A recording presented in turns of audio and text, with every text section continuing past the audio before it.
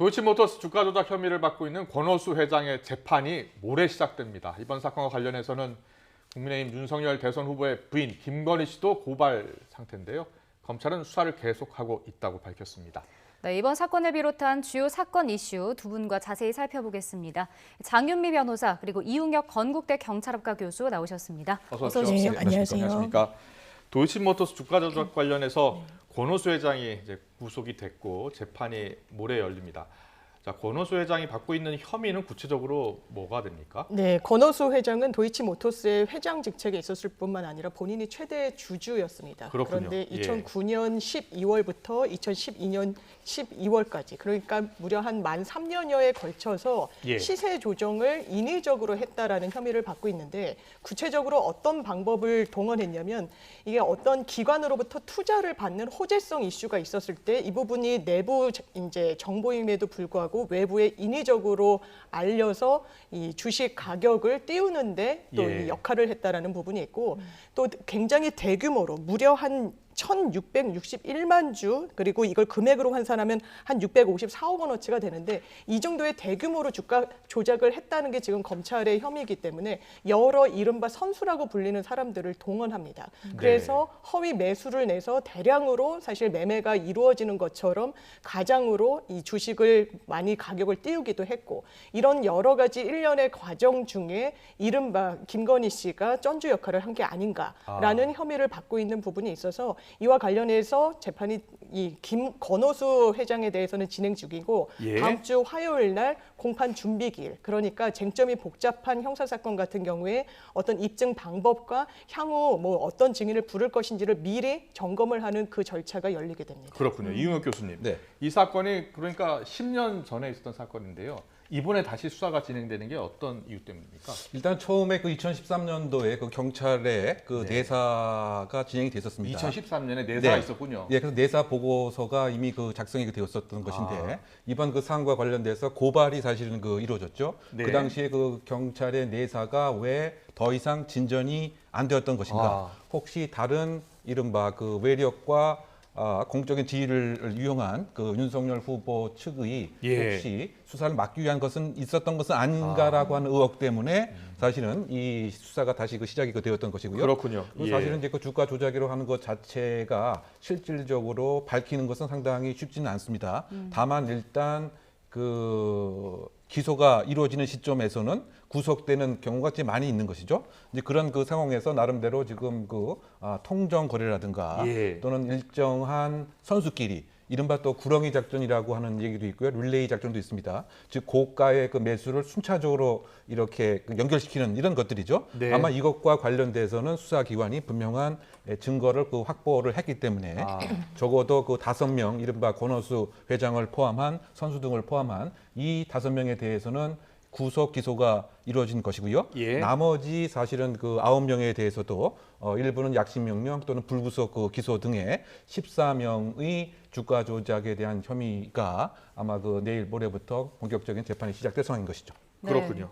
지금 뭐 주가 조작에 가담한 혐의를 받는 뭐 증권사 직원이나 사업가 등 뭐 기소가 됐거나 재판이 진행 중이라고 하셨는데 윤석열 후보 부인이죠. 김건희 씨도 이 주가 조작에 자금을 댔다는 의혹을 받고 있습니다. 이와 관련해서는 수사가 어떻게 진행이 되고 있습니까? 일단 사실은 무엇인가 확인을 필요한 사항이 아닌가라고 하는 그런 입장이었습니다. 그 왜냐하면 지금 그 선수와 그 권오수 회장 간 뿐만이 아니고 예. 지금 그 김건희 씨하고 10년이라고 상당한 관계가 있었기 때문에 이와 같은 주가 조작을 알고 있었고 인지했고 함께 공범으로 참여한 것은 아니냐. 이른바 전주의 역할이 있었던 것은 아니냐라고 하는 의혹이 있었습니다. 네. 왜냐하면 약 10억 원에 해당되는 신한증권 계좌도 이모 씨라고 하는 선수에게 그 넘겼고 또 어머니하고도 이른바 통정 거래가 그 이루어졌고 그 도이치모터스 관련된 여러 가지 그 장외 매수에 있어서의 혜택도 있었다. 네. 그렇다 본다면 단순한 투자가 아니고 전주가 아니었겠는가 그런 의혹이 있었던 반면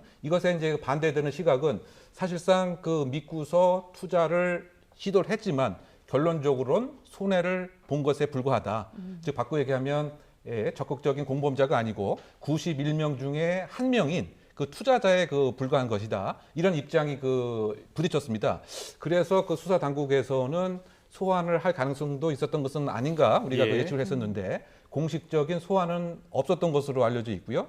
다만 그 전화상으로 출석할 의향이 있느냐에 대해서 확인을 했다라고 하는 보도까지는 있었습니다. 네. 따라서 지금 그 상태로 그 봐서는 함께 공범을 했다라고 하는 증거도 현재는 없는 것 같습니다. 구체적인 각서가 있었던 것은 아니고 예. 또 지금 기소가 되었던 권오수 그 회장과 다른 선수들도 지금 그 김건희 씨가 일정한 역할을 담당했다라고 하는 진술도 없는 상태이기 때문에 네. 아마 지금 예상컨대 불기소로 이 김건희 씨 건은 마무리되지 않을까. 그럼에도 불구하고 수사당국에서는 아직 공소시효가 남아있기 때문에 예, 예. 계속 수사 중이다. 이런 입장을 밝히고 있는 상황인 것이죠. 네, 네. 장유미 변호사님. 네. 김건희 씨도 뭐 전주 역할을 했다는 의혹이 지금 제기된 상황인데 김건희 씨에 대한 소환 조사도 없었다. 조사를 좀 더 해봐야 되는 것 아니냐 이런 지적도 나오고 있거든요. 근데 검찰이 소환 조사를 하지 않는 특별한 이유가 있을까요?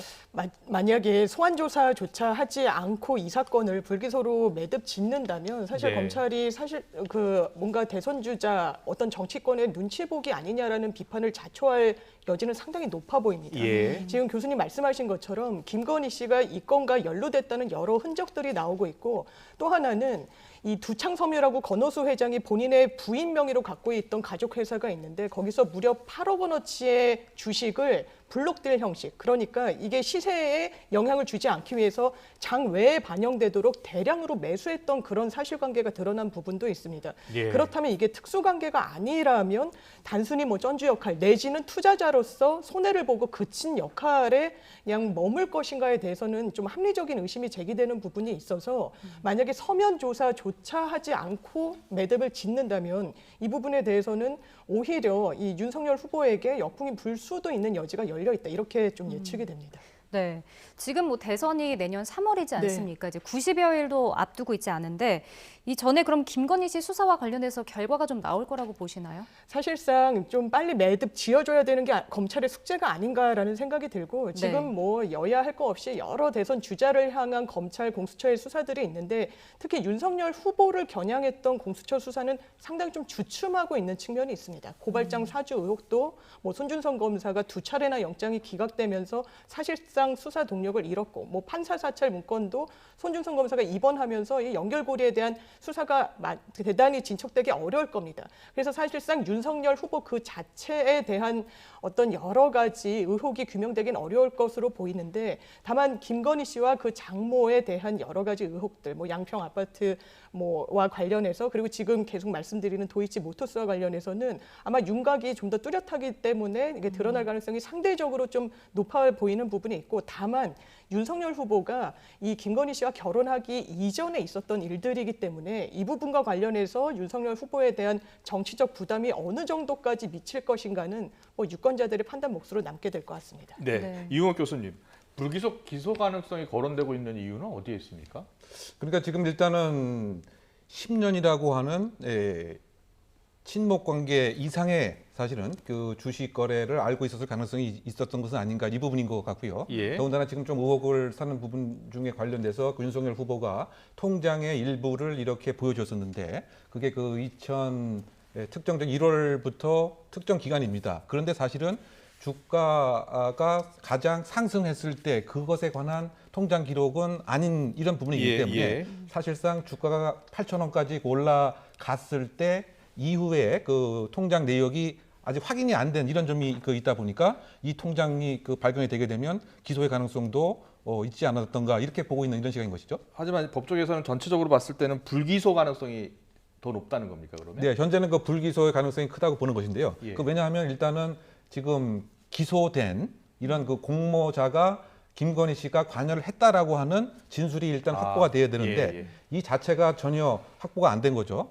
또한 이 특정적인 이익과 관련된 문건이 발견되었다고 한다면 처음부터 기획을 했고 일정한 이익에 대해서 예를 들면 알고 있었다라고 하는 공범의 정황이 있는데 이거 자체가 전혀 없는 상태에서는 지금 김건희 씨 이외에도 90명이 여기에 함께 가담이 된 것이죠. 네. 사실 이것은 의도적으로 가담된 것이 아니고 다른 방법이기 때문에 투자의 목적으로 말이죠. 그럼 네. 김건희 씨 역시 이와 같은 90명 중에 하나다라고 하는 근거로서 아마 그 불기소의 가능성이 점쳐지는 근거가 되는 것이죠. 알겠습니다. 다음 소식 알아볼까요? 네. 자, 교제했던 이 여성의 집을 찾아가서 가족을 살해한 사건 저희도 조금 전에 전해드렸는데요. 자, 이미 여성이 신변 보호 대상으로 등록이 돼 있었다고 합니다. 일단 어떻게 된 사건인지 변호사님 좀 설명을 해주시죠. 이게 26살 이모 씨라는 사람이 전에 본인과 교제했던 여성의 집을 찾아갑니다. 그게 지난 10일 오후 2시였는데 지금 네. 말씀 주신 대로 이 해당 여성은 경찰의 신변보호 대상이었고 그런데 이 여성의 집을 찾아가서 그 어머니와 동생에게 흉기를 휘둘러서 이 어머니 같은 경우에는 병원으로 이송이 되었지만 안타깝게도 끝내 사망을 했고 이 동생, 이 여성분의 동생은 10대인데 지금 중퇴 상황이라고 합니다. 네. 예. 그렇다면 어떻게 신변보호 대상이었음에도 불구하고 이렇게 범죄에 이렇게 노출이 될 수밖에 없었는지 왜 좀 전에도 그러니까 최근에도 서울 중구에서 강병찬 사건이라고 해서 스마트워치가 제대로 작동하지 않아서 정말 참변이 일어났던 이런 사건이 있었는지 얼마 되지 않은 직후에 또 유사한 사건이 발생해서 너무 안타깝고 네. 또 이런 부분과 관련해서 지금 경찰이 영장을 신청했다라고 합니다. 살인과 살인 미수로. 영장이 아마 인용될 가능성은 상당히 높고 이 부분은 그냥 살인죄가 아니라 보복 살인으로 충분히 들여다볼 수 있는 여지가 많기 때문에 예. 보복 살인으로 아마 의율해야 될 사건이라고 판단이 됩니다. 네, 네. 이 여자친구는 상당히 불안했습니다. 이 사건이 10일 날 일어났는데 7일 날 신변보호 요청을 했거든요. 그런데 신변보호 요청을 했는데도 불구하고 왜 이런 사건을 막지 못했을까? 네, 그 10일 날 이제 이와 같이 안타까운 사건이 발생했는데 6일 날 이 아버지께서 예. 감금의 가능성이 있다고 강남경찰서에 신고를 했습니다. 그랬군요. 네. 예. 네, 그리고 나서 소위 위치 추적을 통하는 이런 수색 작업이 있었습니다. 아. 그래서 그 천안에 있다라고 이렇게 그 알려져서 천안 네. 쪽으로 경찰이 갔었는데 그곳이 아니고 대구에 있다라고 이렇게 첩보를 확보를 해서 대구에서 사실 이 두 사람을 찾았습니다. 그러면 휴대폰을 그런데 가지고 있기 때문에 위치 추적이 대부분 가능할 것 같은데. 네. 근데 지금 더 중요한 것은 찾았습니다. 아, 찾았는데 이 두 사람에 대한 조사를 하는 과정에서 이 피해자가 이를테면 전혀 피해를 본 적이 없다. 이렇게 진술을 했습니다. 그러다 보니까 경찰 입장에서는 이미 동행을 한 이런 상태에서 이 가해자를 그대로 돌려보내는 이런 결정을 하게 된 것이고요. 그러고 나서 3일 뒤에 사실은 서울에 올라와서 흉기를 준비하고 이런 공격 행위를 이제 한 끔찍한 것인데, 사건 아닙니까? 네. 예. 그런데 그 시점에서 일단은 분리 조치를 하고 나니까 그제서야 이 피해자는 내가 강금도 당했고 성폭행도 당했다 이렇게 입장을 또 바꾸게 된 것이죠. 네. 그렇다면 남자친구와 같이 있었기 때문에 경찰에게 그런 진술을 했을 가능성도 있겠네요. 그렇죠. 어떻게 본다면 상당한 그 보이지 않는 무형 유형의 그 압박 때문에 그렇겠네요. 사실은 진실이 아닌 허위 진술을 일단 경찰에 하고 나중에 그와 같은 얘기를 했다 이렇게 볼 수밖에 없는데요. 어쨌든 지금 뭐 질문처럼 예. 초기 판단이 상당히 중요한 것이죠. 더군다나 지금 스토커 관련된 신고는 공식적으로는 없었던 것으로 알려져 있습니다. 네. 그 얘기 뭐냐면 만약에 스토커에 관련된 신고가 사전에 있었다고 한다면 지금 그 한 달 이후부터 시행됐던 스토커 관련 법에 의해서 예를 들면 그 법원에 신청을 해서 잠정 조치 4호를 청구할 수가 있죠. 가장 강력한 조치입니다. 예. 즉 1개월 동안 유치 장소 또는 구치소 또는 경찰서 유치장에 강제적으로 분리를 시켜 놓는 이런 것이죠. 그러면 그렇군요. 예. 처음에 그런 같은 판단을 만약에 적극적으로 했다라고 한다면 이런 일은 안 생겼을 것인데 그런 판단을 경찰이 좀 해줘야 되는 거 아닙니까? 근데 사실은 이 스토커 범죄의 본질을 현재까지 아주 제대로 파악을 하지 못하는 그런 흠이 있다. 스토커 범죄는 상당히 그 아와 피아로 분리를 해서 그야말로 아주 그 복수와 응징을 잔혹하게 하는 그런 그 범죄이기 때문에 그런 문제 하나 있고요. 또 스토커 관련된 법에도 조금 문제가 있습니다. 왜냐하면 신고가 2회 이상 이루어졌을 때 스토커 범죄에 해당된다고 평가를 하기 때문에 처음 한 번 신고를 한 경우는 또 스토커가 아닐 수도 있죠. 네. 이런 문제들이 현재 깔려져 있는 것으로 보입니다. 네. 장미 변호사님, 네. 신변보호 대상으로 이미 등록이 돼 있다는 뜻은 경찰도 이게 심상치 않을 것 같다라고 판단했기 때문 아닙니까? 그렇습니다. 예. 사실 감금 당했을 때 내가 성폭행까지 당했다라고 하면 그 당시에 안타까운 게 이 피의자, 가해자에 대한 인신을 좀 확보했으면 추가 네. 범죄가 없었을 텐데 그런 부분에 대해서도 사실 시기를 놓쳤다 이렇게 볼 수 있고 예. 지금 이 사건을 토대로 현행 어떤 법 체계를 점검할 필요도 있습니다. 예. 이 스토킹 범죄의 피해자들은 제일 원하는 것이 저희가 사건을 해보더라도 이 가해자와의 분리입니다. 아주 안정적으로 지속적으로 분리 조치되길 원하는데 현행 법 체계에서는 경찰이 물론 본인의 판단으로 이 현장에서 긴급하게 분리 조치를 할 수 있지만 이 시한은 1개월에 불과하고 설사 뭐 100m 이내에 접근하지 말라라는 이런 명령을 어기더라도 형사처벌을 받지 않습니다.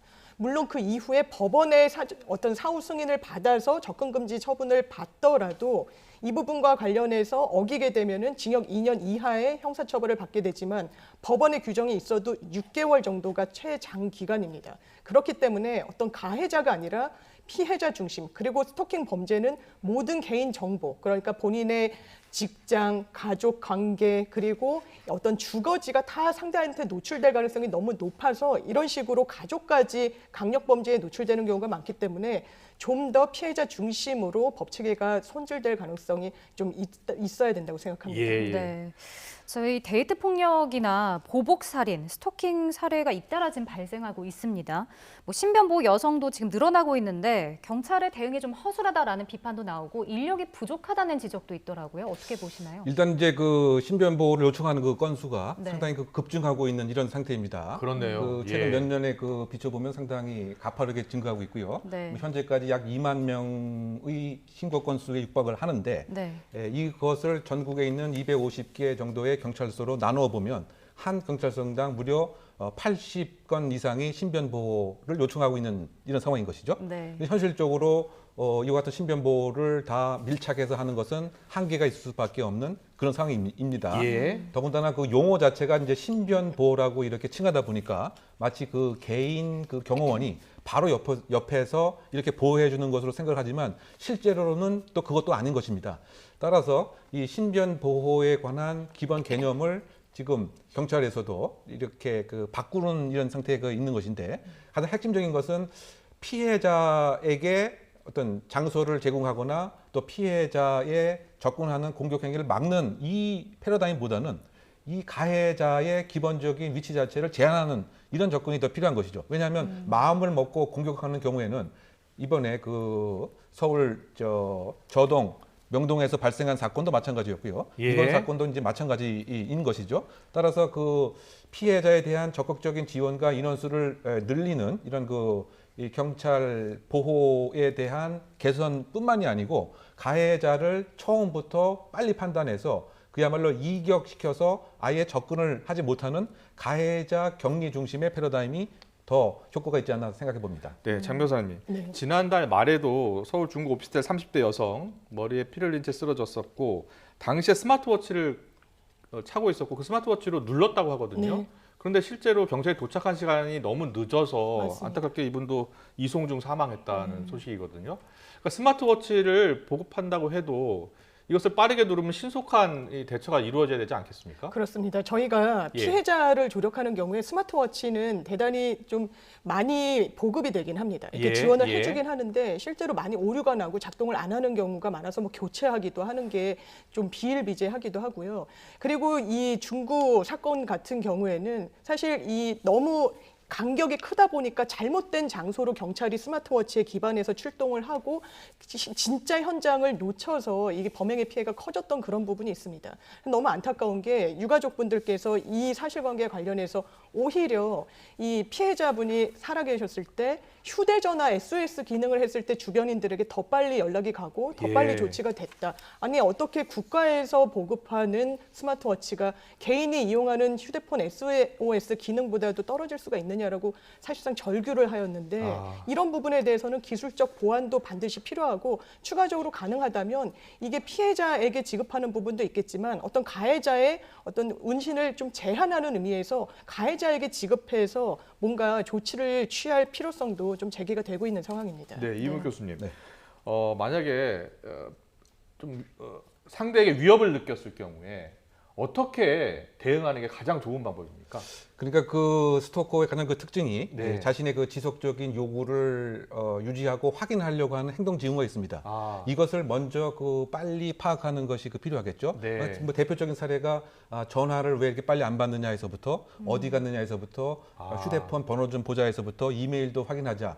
마치 이것이 그 사랑과 관심의 감정으로 오해하면 안 되고 네. 스토커의 성향이 아주 강한 사전 신호다. 이렇게 판단을 해서 바로 경찰에 요청을 하는 것이 필요합니다. 그렇군요. 그러면 경찰 역시 사실은 예. 많은 교육을 통해서 이것은 스토커라고 하는 위험한 강력 범죄로 될 공산이 크기 때문에 바로 적극적으로 법원에 제가 아까 설명드린 잠정조치 사후에 해당되는 격리 조치를 빨리 신청을 해서 일단은 이 상황을 띄워놓는 것부터 예. 시작하는 것이 중요한 요령이라고 생각됩니다. 알겠습니다. 네. 자, 마지막으로 수능 출제 오류 소식도 짚어보겠습니다. 자, 수능이 1994년에 시작이 됐는데요. 처음으로 정답 확정을 유예하라는 법원의 판결이 나왔습니다. 자, 지금까지 진행 상황도 좀 한번 네. 정리해 주시죠. 이게 생명과학 2 영역의 20번 문항이었는데요. 네. 이게 뭐 멘델 법칙과 관련해서 이 주어진 문항대로 이 조건을 좀 계산을 하다 보면 정답이 없다라는 게 수험생들의 입장입니다. 그래서 네. 수능이 끝난 직후부터 이거 문제가 이상하다. 아무래도 정답이 없는 것 같다라고 무려 한 100명이 넘는 이 수험생들이 이의 제기를 했고 그랬군요. 그런데 예. 예. 평가원에서는 아니다, 그렇지 않다. 이 조건과 관련해서라도 뭔가 정답을 딱 한 번호로 찍을 수 있다라고 결론을 내렸습니다. 그러니까 이의를 받아들여 주지를 않은 거죠. 그러니까 이 생명과학 2 20번 문항과 관련해서 이 법원에 또 이 쟁점이 된 겁니다. 소송으로 가게 된 것인데 네. 보통 이런 소송, 그러니까 행정적인 처분과 관련해서 소송을 하게 되면 두 가지 트랙을 밟게 됩니다. 하나는 이 문항 자체에 정답이 없다, 잘못됐다라고 끝까지 밝히는 본안 소송이 하나가 진행되기 마련이고 또 하나는 이 수능은 성적표가 나오면 바로 입시 절차가 진행되지 않습니까? 너무나 이 시간적으로 촉박하기 때문에 그렇다면 이 해당 문항의 정답이 이를테면 1번이라는 점에 대한 효력을 정지시켜달라. 라는 본안이 끝날 때까지 잠정적으로 이 해당 정답에 대해서는 유동적인 상황을 가져가게끔 하는 가처분 신청이 가능합니다. 최근에 법원이 수능 성적표가 공식적으로 나오기 전에 이 가처분에 대해서는 받아들여졌고 다만 뭔가 더 수기할 필요가 있다라는 이유에서 성적표가 지급된 이후라도 이 본안에 대해서는 그 이후에 판단을 하겠다고 법원이 입장을 밝혀놓은 네, 상황입니다. 지금 수험생들은 매우 혼란스러운 상황입니다. 앞서 지적해 주셨듯이 수능 직후에 100건이 넘는 그런 이의 제기가 있었고 보니까 소송이 지난 2일 제기됐더라고요. 그랬는데 교육부나 아니면 평가원은 정답에 이상이 없다라고 준비를 제대로 안 한 거 아니겠습니까? 네, 그 부분이 제일 또 비난을 받아야 될 이런 네. 상황입니다. 일단은 그 전문가 그 강사 그룹에서 이것은 99% 문제가 오류고 답이 자체가 오류다. 예. 이렇게 그 주의 주장을 계속 했습니다만 평가원 그 측에서는 다소 문제 조건에 문제가 있다라고 하더라도 예. 변별 능력을 측정하는 데에 타당도는 그대로 유지가 된다라고 해서 이와 같은 이의 제기 자체를 무시하고 뭉개고 결론적으로는 괜찮다라고 하는 입장을 이렇게 밝힌 거죠. 네. 그러다 보니까 지금 그 92명의 이 수험생들이 그 소송을 제기하게 된 것이고 그러다 보니까 결국은 이 17일 1시 30분에 네. 그 법원에서 예. 과연 학생들의 입장이 옳은 것인지 아니면 평가원의 입장이 옳은 것인지 법적인 판단을 내려야 되는 이런 상황입니다. 그렇군요. 네. 그러면 예. 그때까지 지금 그 학생들 뽑는 절차가 정지된 거죠. 아. 그래서 이어서 하루씩 다 연기가 됐습니다. 네. 예를 들면 이 수시모집 합격자 발표도 공식적으로 17일 1시 반 이후가 돼야 되니까 예. 네. 18일로 이틀 연기가 됐고요. 그렇군요. 그 다음에 순차적으로 합격자 등록도 원래 20일이었는데 21일로 연기가 됐고 또 미등록 충원도 또 연기가 됐고 그 다음에 충원 마감도 원래는 28일이었는데 29일로 연기가 되는 이러한 그 상황까지 지금 진화 발전하게 되었던 거죠. 네. 더군다나 이런 상황을 미리 예상을 하고 이 법원에서 이런 가처분을 인용을 했을 때 그 대안을 이렇게 제시를 오후에 했어야 되는데 오전에 그 지금 평가원장은 이 문제에 대한 전반적인 브리핑을 아무 일 없다는 듯이 하고 오후에는 이와 같은 행정법원에서 가처분이 인용이 되고 예. 그렇다고 본다면 무슨 준비를 어떻게 한 것이냐. 그래서 분명한 교육부 관계자의 사과와 이런 일이 다시 발생하지 않는 재발 네. 방책이 꼭 필요한 것이죠. 네. 근데 앞서 2014년에 이 세계지리 정답 오류도 있었지 네. 않습니까? 그때처럼 만약 평가원에서 1심 패소 후에 2심에서 이제 항소를 할 가능성도 있을 텐데 네. 이럴 경우에는 뭐 어떻게 진행이 될까요? 더 혼란이 가중되는 거죠. 예전에도 2014년도에 세계지리 문항도 그 직후부터 뭐 이게 나프타와 무슨 그 유럽 연합의 경제 지표를 묻는 질문이었는데 네. 이게 사실관계와 좀 다르다 정답이라고 해서 문제 제기가 있었지만 평가원에서는 받아들여주질 않고 심지어 1심이 끝난 이후에 본인들이 패소를 하니까 항소심까지 갔습니다. 아. 고등법원까지 가면서 수험생들은 그럼 이 점수에 대해서는 어떻게 되는지가 그때까지도 확정이 되지 않는 것입니다. 물론 문항이 하나이기 때문에 이게 뭐 전체 등락에 큰 영향을 미친다 이렇게 보긴 어려울 수도 있겠지만 지금 당장 최근에 문제가 됐던 이 생명과학 2 문제와 관련해서는 이게 상위권 학생들 한 6,500명 정도가 채택한 이 거라고 합니다. 그렇다면 네. 의대 지원 등등과 관련해서 특히 상위권 학생들 같은 경우에는 굉장히 적은 점수 차로도 뭔가 많이 성패가 갈라지기 그렇습니다. 때문에 이 부분에 대해서도 좀 차질이 불가피한 부분이 있고 특히 예. 수능 최저점을 인정하는 데 있어서도 뭔가 혼란이 불가피하기 때문에 이 부분과 관련해서 수시 전형 등등의 이후의 절차가 상당히 좀 지연되고 좀 연기가 되고 있는 그런 상황입니다. 네. 열심히 준비한 우리 수험생들한테 참 미안하네요. 한국교육과정평가원의 공신력도 타격을 받았고 교육부가 지금이라도 어떤 판결이 나오든지 간에 시나리오별로 이렇게 대응책을 마련했으면 좋겠습니다. 오늘 이슈는 여기까지 듣겠습니다. 장유미 변호사, 이웅혁 건국대 경찰학과 교수님이었습니다. 잘 들었습니다. 고맙습니다. 감사합니다. 고맙습니다.